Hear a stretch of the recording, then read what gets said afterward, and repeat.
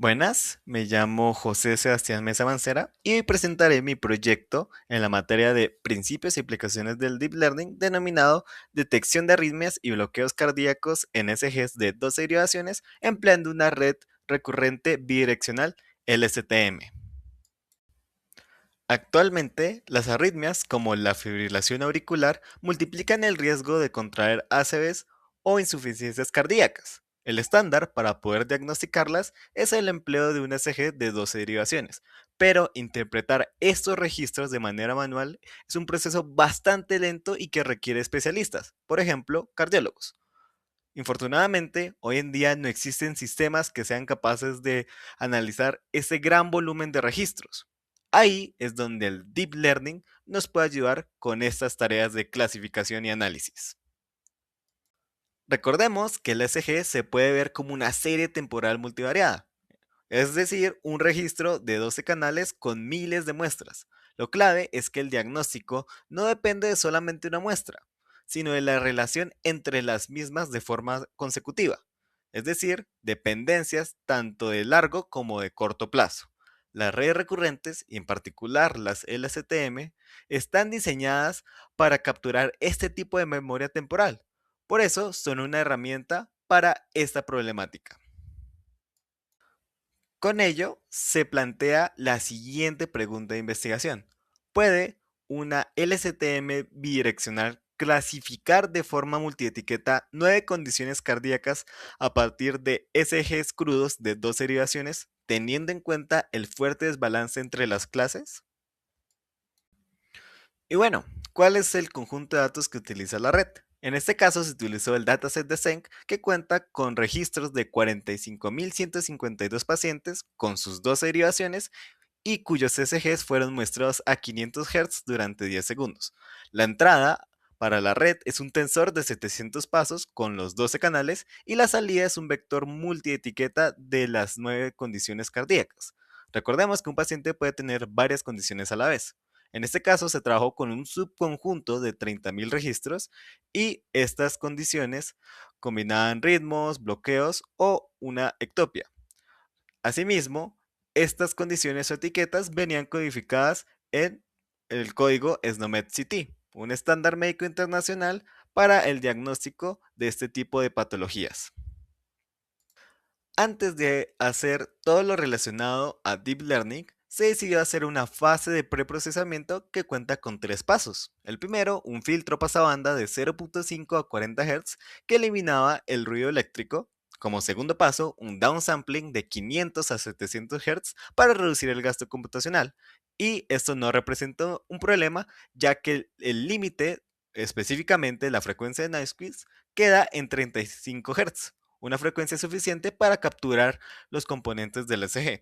Y como tercer paso, se hizo una normalización Z-score por derivación, que esta ayuda a preservar la forma de las ondas, pero elimina las grandes diferencias de amplitud entre pacientes.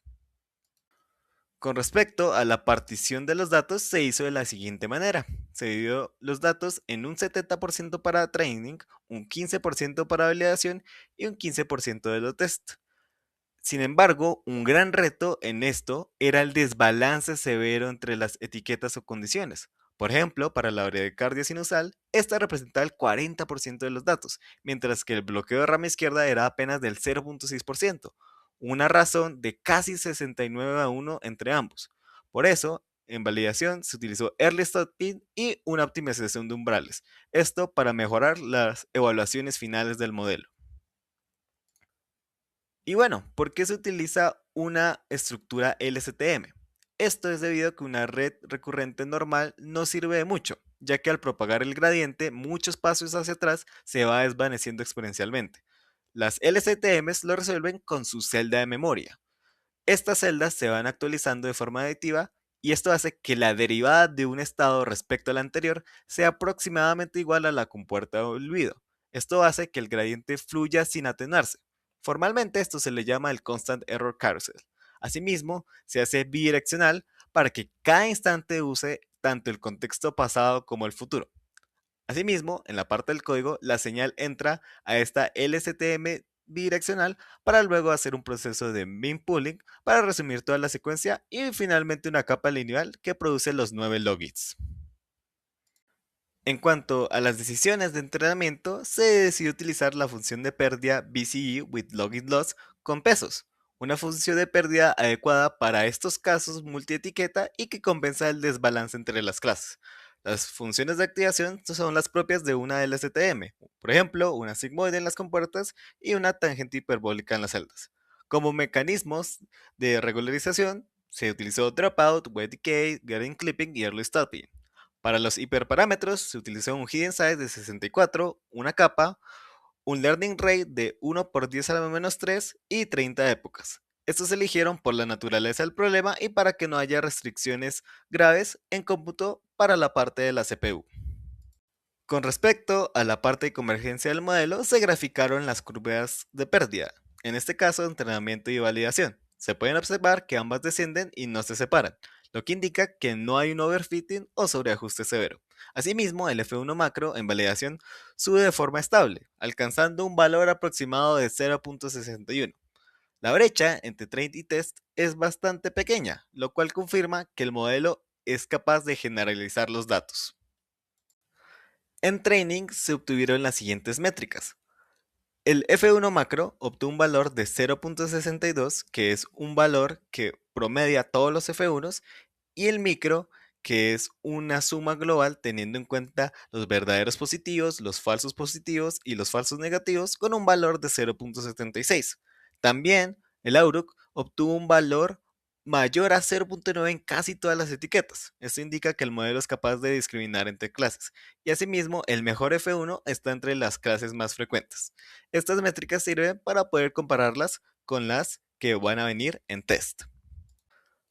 Para test se obtuvieron las siguientes métricas con un umbral por defecto de 0.5.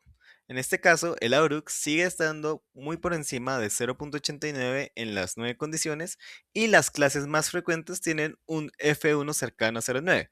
Sin embargo, para las clases más raras tienen un recall muy alto, por ejemplo, de 0.94, pero una precisión muy baja, cerca de 0.2.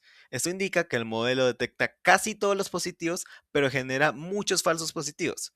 Esto nos indica que el umbral no puede ser de 0.5. Hay que optimizarlo de acuerdo con la clase.